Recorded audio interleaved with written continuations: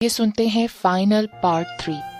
असल में बात ये थी कि नीलोफर की फूफो की बेटियां हमेशा से उससे जेलस रहती थीं, क्योंकि वो लोग गांव में रहती थीं और नीलोफर शहर में। नीलोफर का तर्ज जिंदगी बिल्कुल इनसे अलग था, मगर अब वक्त बिगड़ गया था। खुदा ने उसे उनके दरवाजे पर ला फेंका था, तो बदला लेने के लिए इससे बेहतर कौन सा वक्त हो सकता था। ऐसी तंजिया बातें की जाती कि दिल बातें मुखालिफ के थपेड़े बर्दाश्त नहीं कर पाता और किरची किरची हो जाता। बावजूद इसके नीलोफर अपनी जरूरत की हर चीज अपने पैसों से मंगवाती, लेकिन फिर भी फूफो की सास कहती, हाँ भाई, यहाँ तो लंगर खाना खुला है। जब नीलोफर के बच्चे रोते तो कोई उन्हें गोद में नहीं उठाता। नीलोफर समझती थी कि ये सब इशारे थे कि हमारे घर से जाओ। फूफो के बच्चे मिर्चें खाना बहुत पसंद करते थे, खाने में बहुत मिर्चें डलती थीं। नीलोफर खामोशी से सालन की सुर्खी देखकर ही चुपचाप छोड़कर उठ जाती। कोई ये भी नहीं कहता कि भूखी कैसे रहोगी। ये मैदानी इलाका था, आंधियां बहुत आती थीं। एक दिन इस जोर की आंधी आई कि सहन में रस्सी पर लटके हुए सब कपड़े और चूल्हे के करीब रखे सब बर्तन उड़ गए। नीलोफर हैरान रह गई, उसने ऐसी आंधी कभी नहीं देखी थी। जल्दी से बच्चों को कसकर पकड़ लिया कि कहीं उड़ ना जाए। अब झोंपड़ी की भी फिक्र हुई, मगर खुदा ने रहम किया। कुछ देर के बाद हालात मामूल पर आ गए। रात को लालटेन में तेल नहीं था, उसने भी रोशनी से इनकार कर दिया। शुक्र है यहाँ रात जल्दी हो जाती थी, इसलिए बच्चे सो गए थे। मारे खौफ के वो दोनों बच्चों से लिपट गई। कासिम, और कितनी ठोकरें खिलवाओगे? उसके दिल से सदा निकली। फिर उस गुंडे से सास का ये कहना याद आया कि कासिम रोज बीवी बच्चों का पूछता है। इसका मतलब कासिम हमें भूले नहीं। लेकिन अब तो कासिम का नंबर भी नहीं था और कोई ऐसा नहीं था कि जिससे कासिम का अता पता मिल सके। अगली सुबह फूफो झोंपड़ी में आई। लगता था कुछ कहना चाहती हैं। जी फूफो बोले, अगर तुम बुरा ना मानो तो बेटा अपना खाना यहाँ पका लिया करो। उन्होंने कोने की तरफ इशारा किया। तुम इतने पैसे भी खर्च करती हो और फिर भी भूखी रह जाती हो, कमजोर हो गई हो। मैं तुम्हें बर्तन दे दूंगी। फिर फूफो बर्तन ले आई और ईंटों का चूल्हा भी बना दिया। नीलोफर ने चूल्हा जलाया। उसे कहीं पड़ा हुआ कोल याद आया कि हर बला के पीछे रहमत है। अपने हाथ से पकाया हुआ खाना जमाने के बाद पेट भर कर खाया, और तो और बच्चों ने भी सैर होकर दूध पिया। नीलोफर को अब यहाँ आए 20 रोज के करीब हो रहे थे। अब हर रोज एक नई कहानी उसकी मुंतजर होती। फूफो की सास ने उसके यहाँ रहने पर पता नहीं कौन कौन से फसाने तराश लिए कि इसने अपनी सास को मारा है, तभी उन्होंने इसे घर से निकाल दिया है। मियाँ ने छोड़ दिया है, जब ही यहाँ रहती है। मुझे लगता है देवर से चक्कर था। फूफो ने भी उससे पूछा कि आखिर मसला क्या है। उसने फूफो से कहा कि कासिम का दुबई में बिजनेस है, वो वहीं है। घर की मुरम्मत हो रही है, इसलिए सास अपने मैके में और जिठानियाँ अपने मैके में। मेरा मैका चूंकि खत्म हो चुका है, माँ बाप और बहन भाई इस दुनिया में नहीं है, इसलिए मैं आपके घर आ गई हूँ। लेकिन कासिम के खैर खबर न लेने पर उन्हें भी तशवीश होती थी। कभी कभी तो नीलोफर का दिल चाहता था कि झोंपड़ी से कदम न निकाले। नीलोफर की फूफी की बेटियां उस पर बहुत ताने कसती, कहती, इंसान को खुदा के कहर से डरना चाहिए, बड़े बड़े बंगले कोठी वाले झोंपड़ी में रहने लगे हैं। ये कहकर ठट्टा लगाती। नीलोफर को अपनी हालत पर बहुत रोना आता। एक रात उसे सख्त बुखार चढ़ा, वो भी 104 डिग्री। उसे कुछ होश न रहा। होश आया तो सुबह से शाम हो गई थी। बच्चे भूख से बिलबिला रहे थे। कोई हलक में पानी डालने वाला नहीं था।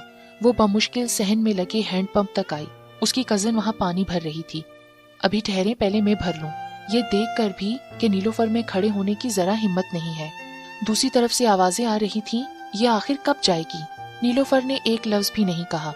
पानी भरा, उसे पिया और झोंपड़ी में आई। चूल्हा जलाया, दलिया पकाया और रोते हुए बेटे के साथ अपनी भूख भी मिटाई। बुखार उतर गया था, लेकिन अब उसकी जहनी हालत ठीक नहीं थी। जुबान के जख्म घायल कर चुके थे। अब रात थी, बच्चे सो गए थे, उनकी सारी बातें दिमाग में घूम रही थीं। नीलोफर, चल खुदा के लिए यहाँ से चल, पैसे भी खत्म हो रहे हैं। दिल ने आवाज दी। कहाँ जाऊं? ये कहकर उसे बुरी तरह रोना आया। उसकी सांस उखड़ सी गई। फिर हवास ठिकाने आए। कराची चलते हैं। अबू कहते थे कि कराची की जमीन माँ की गोद की तरह मुल्क के बच्चों को समेट लेती है। जहन ने मशवरा दिया, पर सर्दी बहुत है, बच्चे छोटे हैं।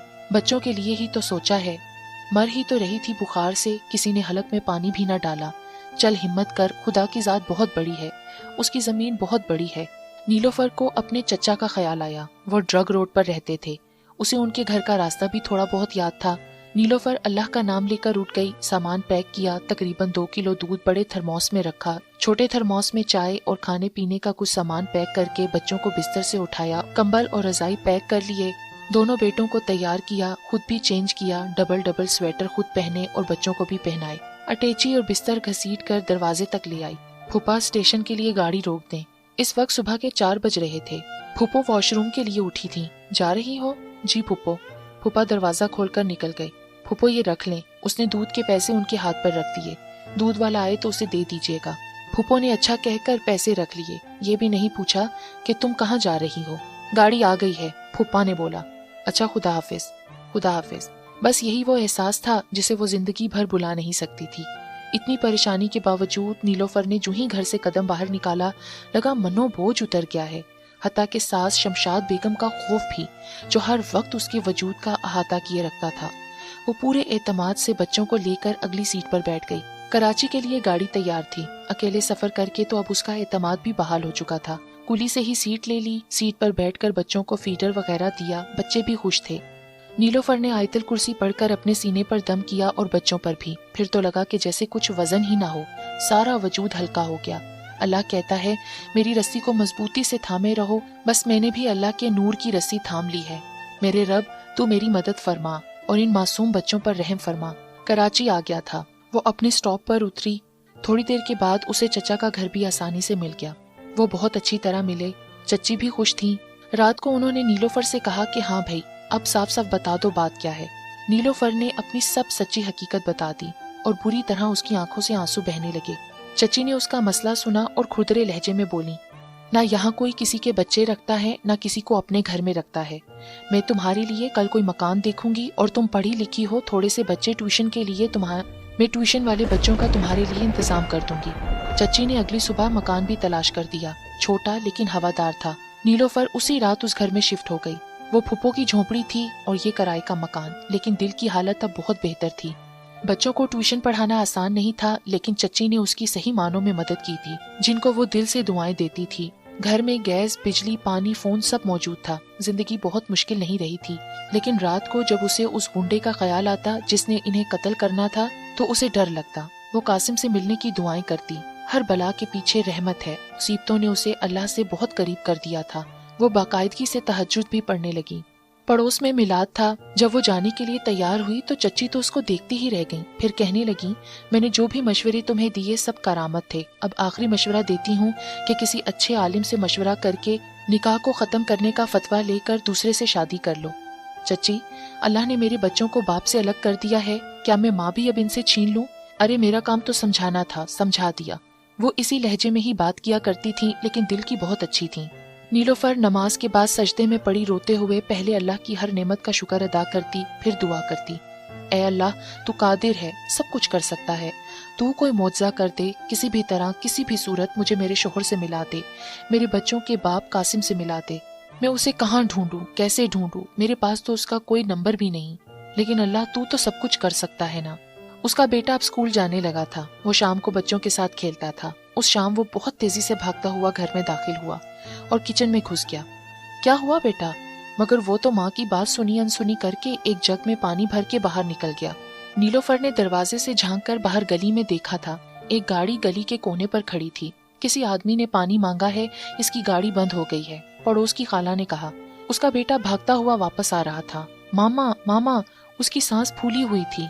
मामा, वो बाबा हैं, वो बाबा हैं, ये कहकर उसका बेटा फिर जग भर कर निकल भागा। नीलोफर तो जैसी अपनी जगह पथरा गई हो। बेटे, तुम तो बड़े प्यारे हो, क्या नाम है तुम्हारा? गाड़ी वाले शख्स ने पूछा। मेरा नाम मोहम्मद अरहम है और मेरे बाबा का नाम कासिम अली शेख है।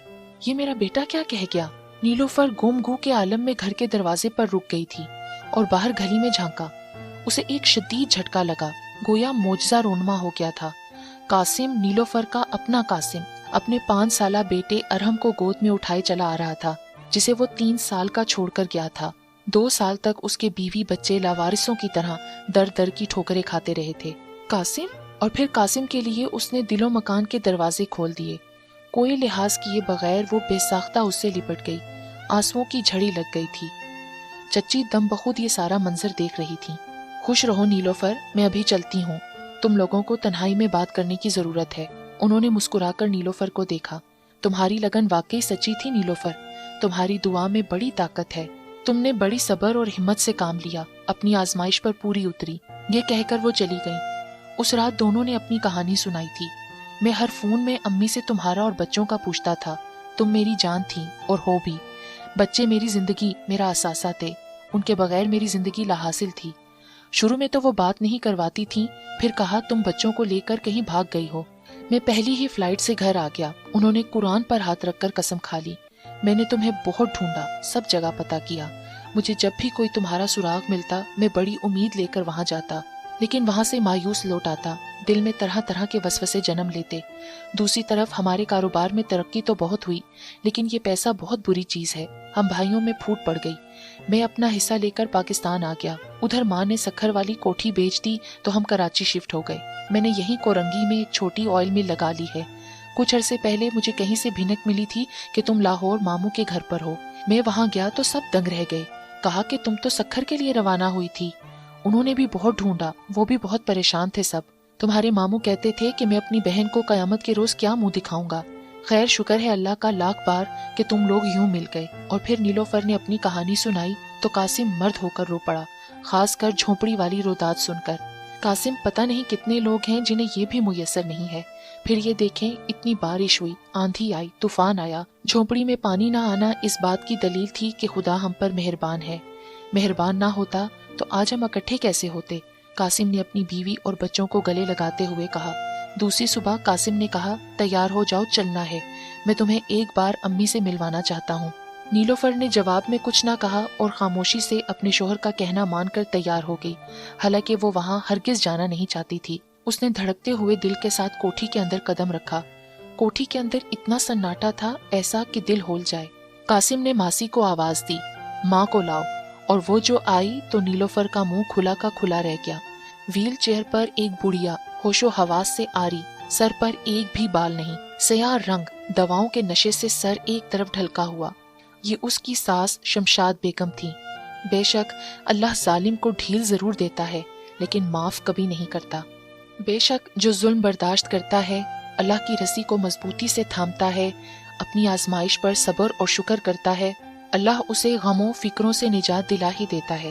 لیکن جو ظالم ہوتا ہے، کسی کی راہ میں کانٹے بچھاتا ہے، اللہ اسے برے انجام تک پہنچاتا ہے۔